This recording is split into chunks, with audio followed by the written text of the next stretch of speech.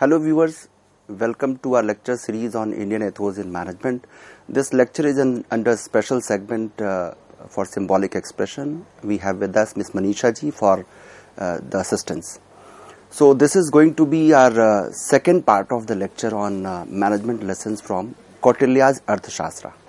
In the previous lecture of mine, I told you about management ideas that are provided in Arthashastra. We also discussed about philosophy of Arthashastra, important aspects of Arth, leaders as achievers, which is known as Vijigsu, that is the people who are willing for or desirous of victory. Leaders' use of authority or power was also discussed in that lecture. And today I am going to tell you about the assumptions about nature of humans. Along with that, we will discuss about Kautilian model of humans. So, as I told you that Arthashastra is hailed as one of the most influential and important books on the art of statecraft and public administration. And most of the commentaries on Arthashastra highlight its political, diplomatic and administrative insights. So I'll be telling you about what are the key management ideas, what is there in that book regarding assumptions about models of man. What are the theories of motivation and leadership which are provided in that book called Arthashastra given by Kautilya. So let us talk about concern for people, where Arthashastra brings out the concern for subordinates as one of the key ideas, as one of the important ideas. And it suggests that the actions of leaders should be guided by this very concern. You should consider your subordinate as your responsibility, as your family member. And here comes the concept of Yogkshema, which reflects this very concern for subordinates, this very concern for people. And it guides her. Here the guiding principle is that in the happiness of the subject lies the happiness of the king. Since that book of Arthashastra written by Kautilya, it was given at that point of time where we were having the system of monarchy. And that is why the king was addressed there, the happiness of king is addressed there. Otherwise, it could have been the leader. So in the happiness of the subject lies the happiness of the king. And in what is beneficial for the subject is his own benefit. So what is beneficial for my subordinate when I am working as a leader, that should become my benefit. So what is beneficial for you as my subordinate, that should be beneficial for me as well. Because I believe that if you are happy, you are satisfied, you are benefited, I am getting the benefit and the organization will achieve its goal. So this concern for people is another important dimension provided in the book Arthashastra. And it indicates that the superior should not be guided by his personal self-interest. The personal self-interest must be given the second level. It should never be given the priority. It should never be kept at priority. And the leader has to demonstrate a genuine concern for subordinates. So you have to demonstrate the real concern for your subordinate if you really want to manage your business in a proper manner. So we can say that the human relations should be guided by what is dear to the subordinates rather than what is dear to the boss. So there has to be the significance must be given to the interest of employees, not the superior, not the boss. So what is dear to my employee must be dear to me. Now if we talk about a comprehensive definition of management from the perspective of Kautilya's Arthashastra, what Kautilya wanted to say about management, that we need to discuss and understand here.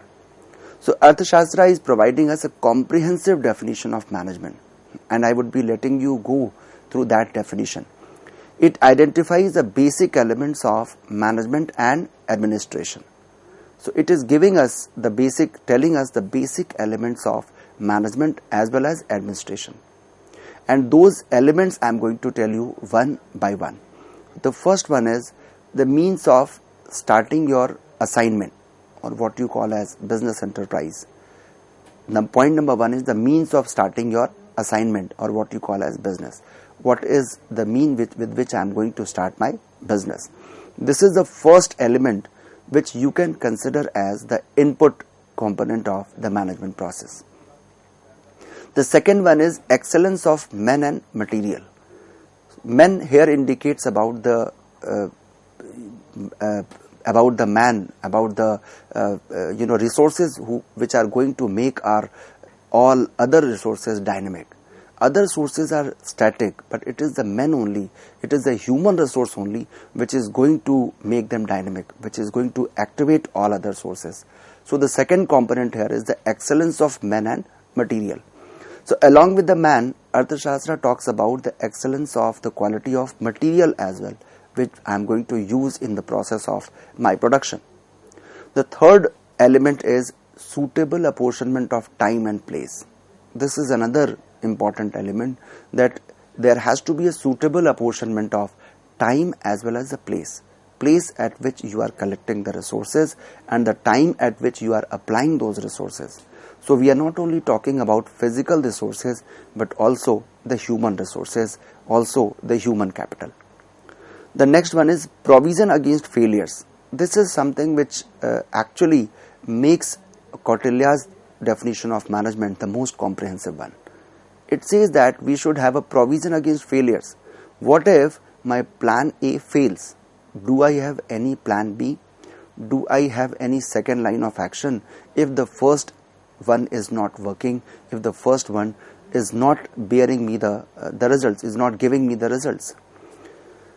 The next one is accomplishment of the work, that what is my accomplishment of work, and these 5 elements, they are defined as the basic to management planning and management process.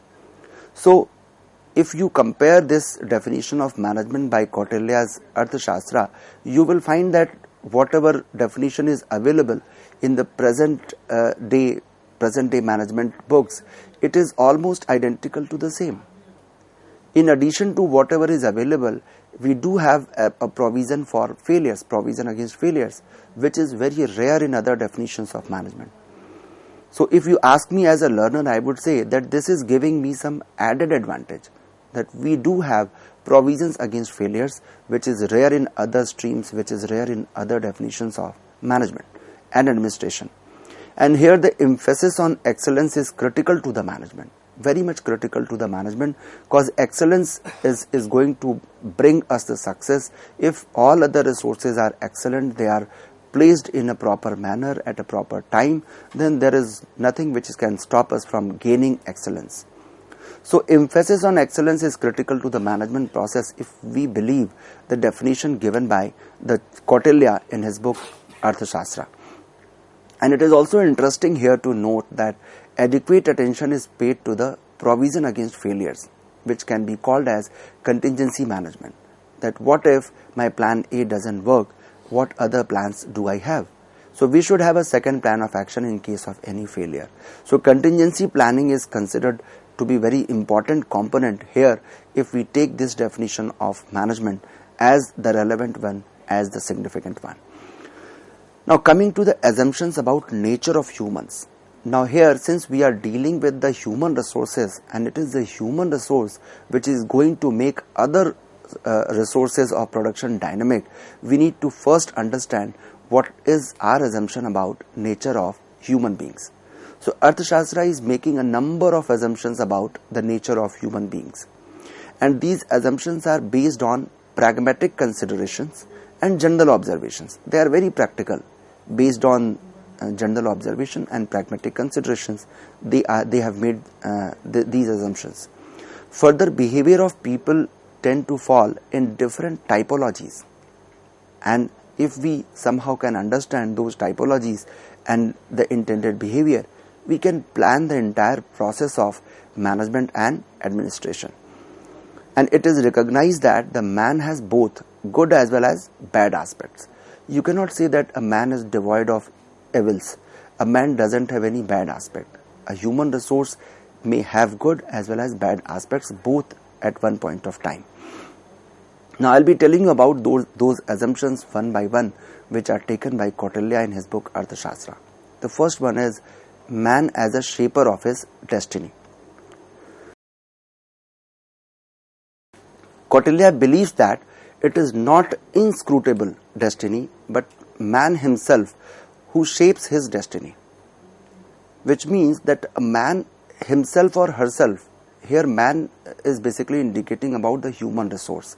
So they are going to be the shaper of their destiny, and wealth will pass away from that childish man who inquires most after the stars, who actually runs after the stars, that it is not in my destiny, so I'll not get. Of course, that person is not going to gain the wealth, or even if the wealth is there with the person, it will not continue for long.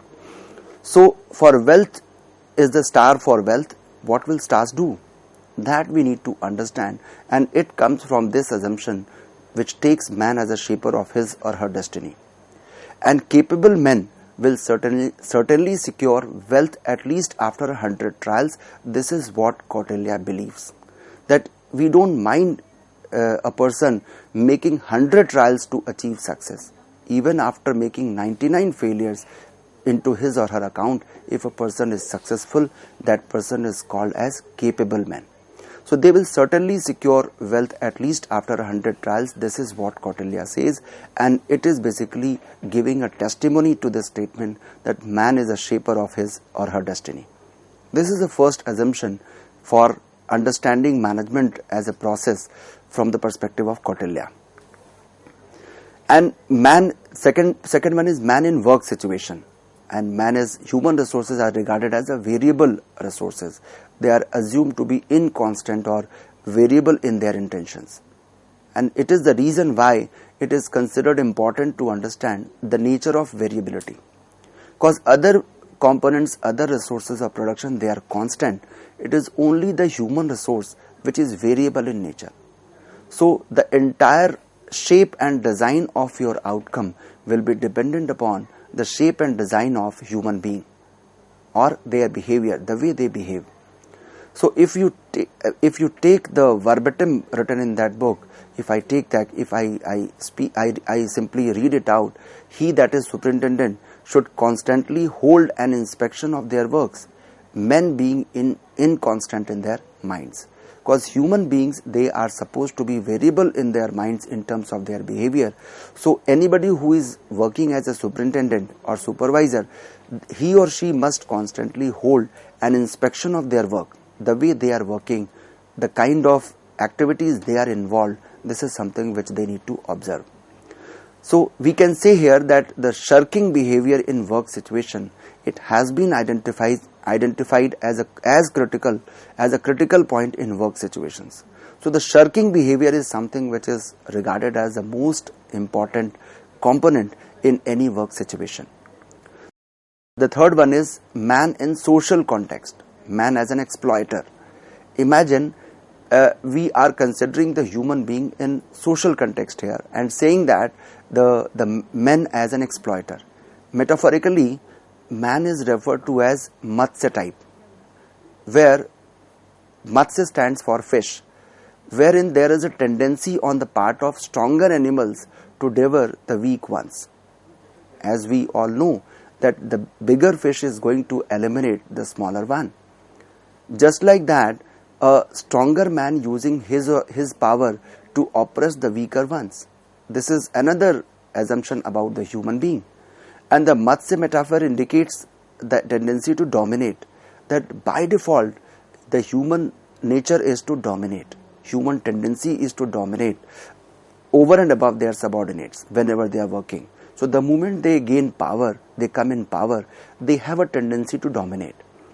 Hence, it is an indicator of the use of power to dominate others. This is another important, or what you call a significant assumption about the man as a resource in the process of management. The next is man in weaker movements, man the corruptible. This is another assumption. The corruptibility of a man is indicated metaphorically in several verses. In several verses you would find the presence of this assumption. And here when we go through those verses, the emphasis on designing appropriate audit system to exercise a check on the possible leakages is another important dimension. Since we know that this is the weakness of a human being, that the man can become corruptible, we need to have a proper internal control system, or what you call as audit system, to exercise a check on the possible leakages. And I would like to quote one of the verses here which indicates the assumption about the corruptibility of man.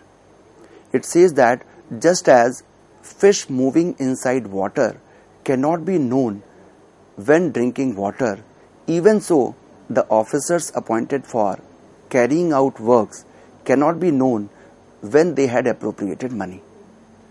This is what is written in the book of Kautilya's Arthashastra. It says that just like a fish is entering into a water, and you would never come to know that at which point of time the fish drank water, likewise you cannot identify an officer appointed for carrying out any task that what was the point of time when the person appropriated money. So there is always a possibility of the human resources becoming corruptible.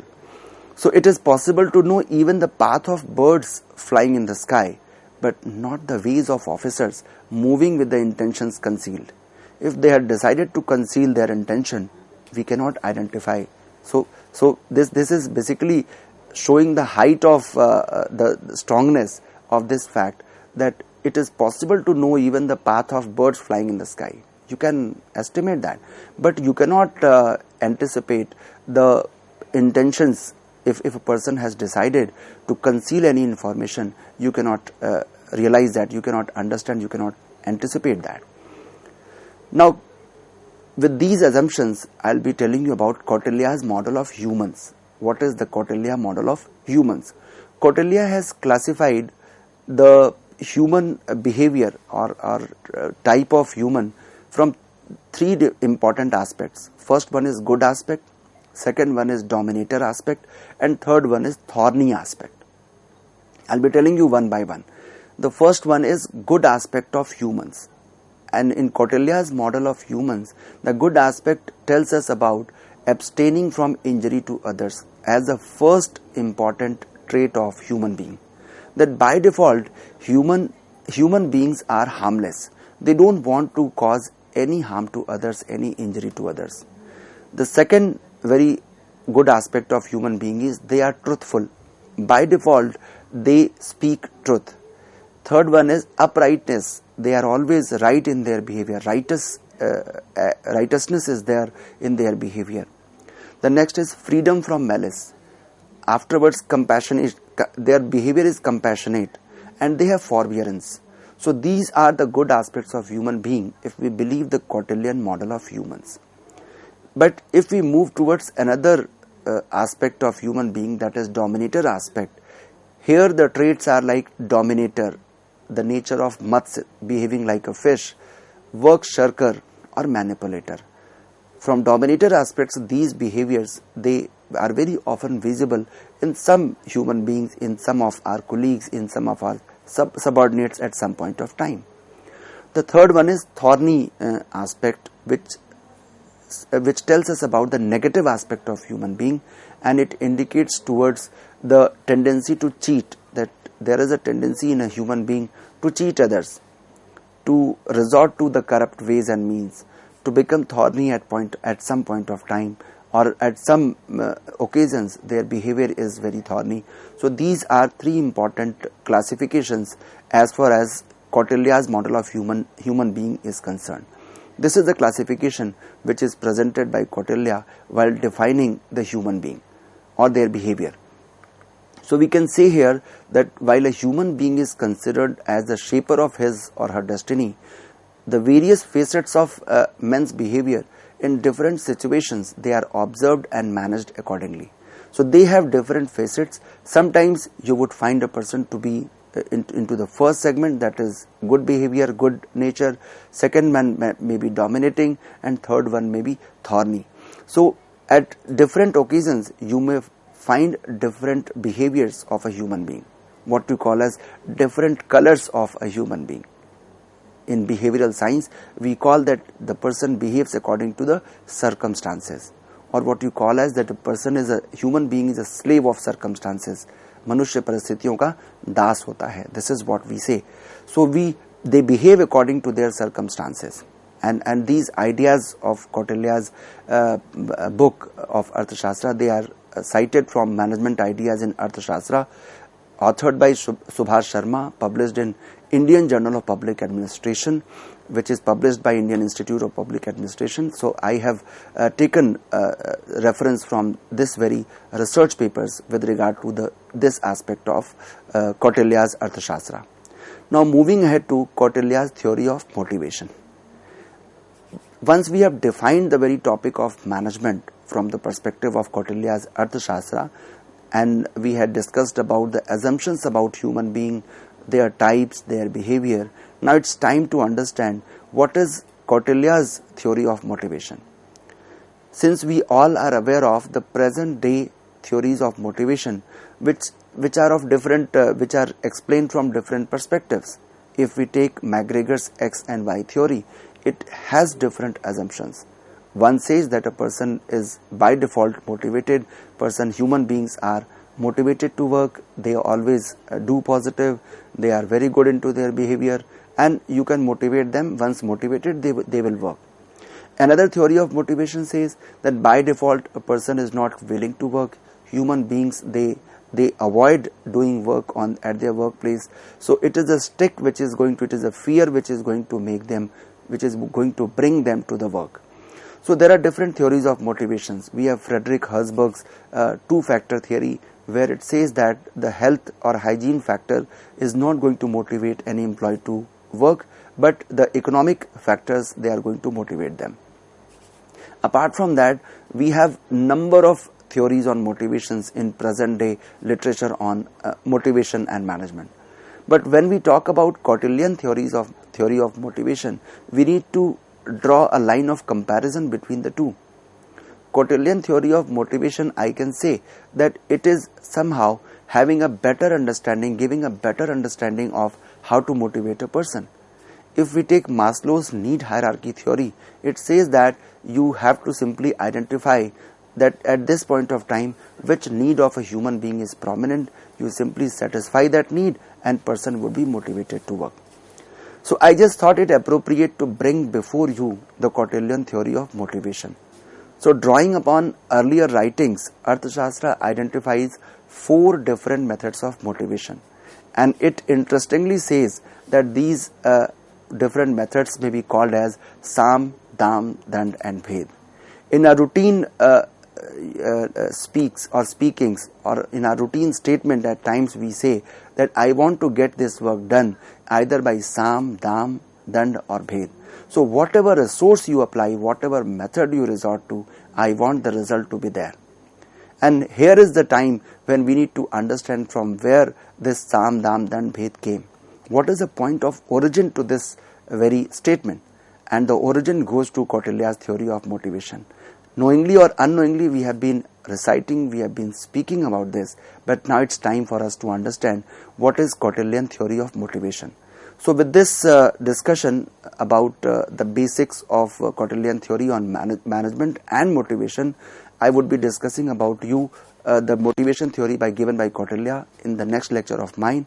I hope you must have understood the basic aspects of Kautilyan theory on management and administration.